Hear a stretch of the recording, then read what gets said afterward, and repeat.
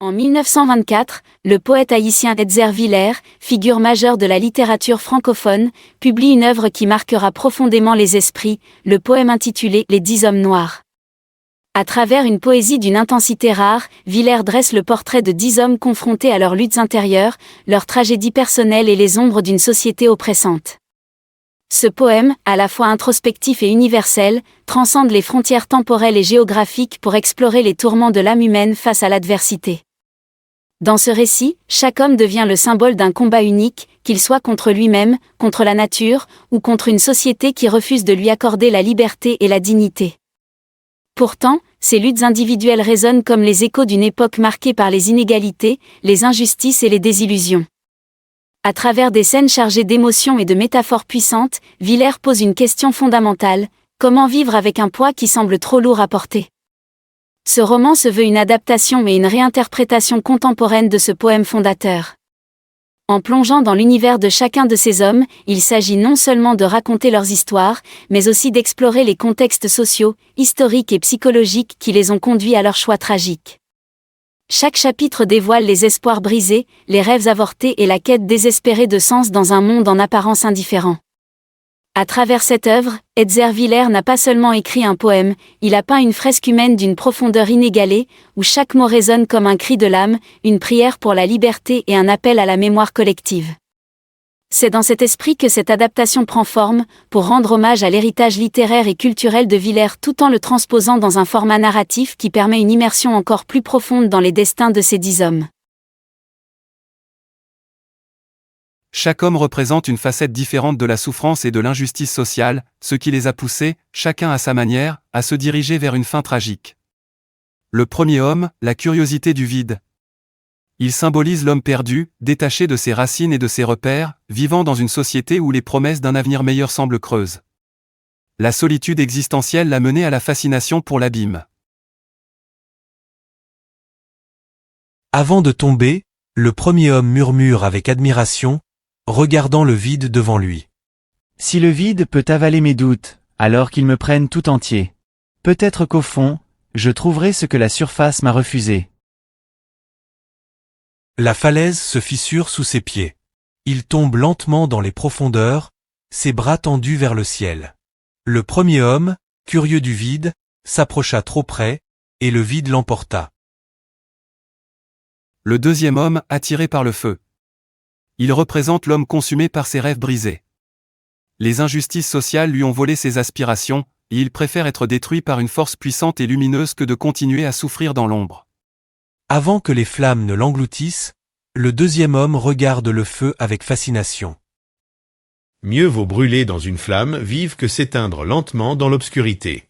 Le feu consume, mais dans sa lumière, je redeviens vivant. Attiré par la chaleur, ne vit pas les flammes grandir, jusqu'à ce qu'elles l'engloutissent, les flammes grandissent autour de lui, dansant de manière hypnotique avant de le consumeur. Le troisième homme, l'illusion de pureté. Il incarne la recherche de pureté dans un monde corrompu, où l'eau symbolise une soif de justice et de paix intérieure, mais où chaque tentative de se purifier est empoisonnée par les réalités brutales. En s'agenouillant près de la rivière, murmure avec soulagement. Si cette eau claire peut effacer ma douleur, je suis prêt à m'y abandonner. Chaque goutte semble chanter une promesse que je ne peux l'ignorer. Il boit à grandes gorgées avant de s'effondrer. La rivière redevient calme, silencieuse, comme si rien ne s'était passé. Le troisième homme, assoiffé, trouva une rivière limpide, mais le poison se cachait dans sa clarté. Le quatrième homme, la quête de trésors dangereux. C'est l'homme ambitieux mais pris au piège par les systèmes oppressifs.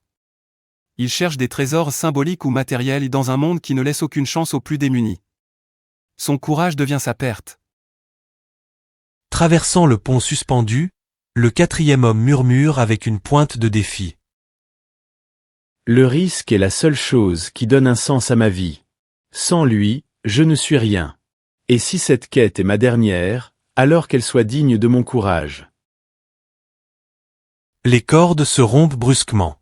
En ralenti, il tombe dans le vide avec un cri étouffé. Le quatrième homme n'entendit pas les cordes crier, jusqu'à ce qu'elles le lâchent. Le cinquième homme, le défi face à l'océan. Il symbolise l'homme en lutte contre des forces incommensurables et écrasantes. Le système colonial, les discriminations ou encore la pauvreté sont comme cet océan indomptable, il combat, mais finit par être submergé. Luttant contre les vagues, le cinquième homme crie au ciel. Je n'ai jamais courbé l'échine devant un homme, alors pourquoi devant une vague? Si elle doit m'emporter, qu'elle sache que je ne reculerai pas. Une vague massive s'abat sur lui, l'entraînant dans les profondeurs. La mer reprend son calme, indifférente. Le cinquième homme affronta la mer, mais la mer, dans sa colère, le réclama. Le sixième homme, dévoré par la foule. Victime de l'injustice collective, il est piégé par une société qui lui fait porter la haine qu'elle ne peut contenir.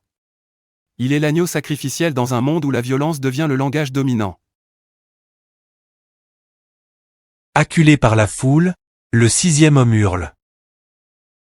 Ils m'ont réduit à l'ombre de moi-même, mais jamais ils ne prendront mon âme. Si ma voix s'éteint ici, qu'elle résonne dans leur conscience. La foule avance, ses cris et sa rage étouffant sa voix. La scène se termine dans un chaos sonore et visuel. Le sixième homme fut pris dans la fureur des hommes. Ils l'encerclèrent et le dévorèrent. Le septième homme, la provocation de la tempête. Il représente ceux qui défient les puissances oppressives, il crie au ciel, mais le ciel indifférent ou impitoyable répond avec une force écrasante. Il est le symbole de l'homme brisé par son audace.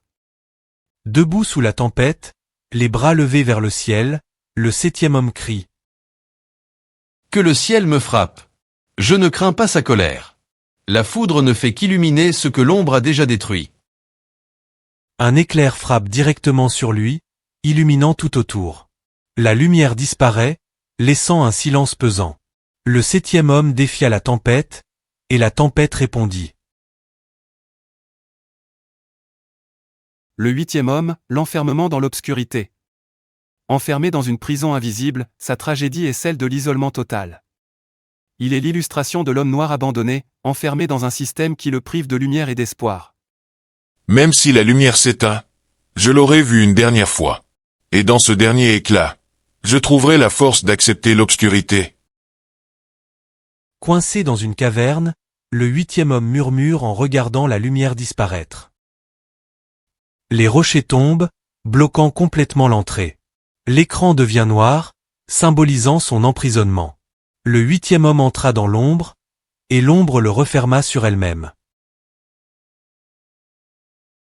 Le neuvième homme, le poids du passé. Il porte l'héritage d'une lignée brisée par des siècles de souffrance. Sa volonté de rester debout se heurte à la fatigue intergénérationnelle. Il s'effondre, mais espère que son souvenir perdure. Je suis le dernier d'une longue lignée, mais même un pilier finit par s'effondrer. Que mon souvenir demeure, même si mes pas disparaissent. Le dixième homme, la réconciliation avec la fin.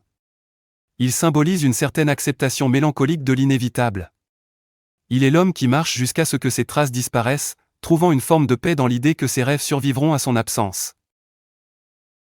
Marchant ensemble dans le désert, les deux derniers hommes se parlent. Je marcherai jusqu'à ce que mes pas s'effacent dans le sable. Et lorsque je ne serai plus qu'un souffle, le vent portera mes rêves plus loin que moi. Ils avancent vers le lever du soleil. La lumière éclatante remplit l'écran, apportant un sentiment d'espoir et de renouveau. Ces 10 hommes ne sont pas seulement des individus, ils sont les voix d'une époque et d'un combat. Leur histoire transcende le temps, mettant en lumière les luttes de générations face à des systèmes injustes et oppressifs.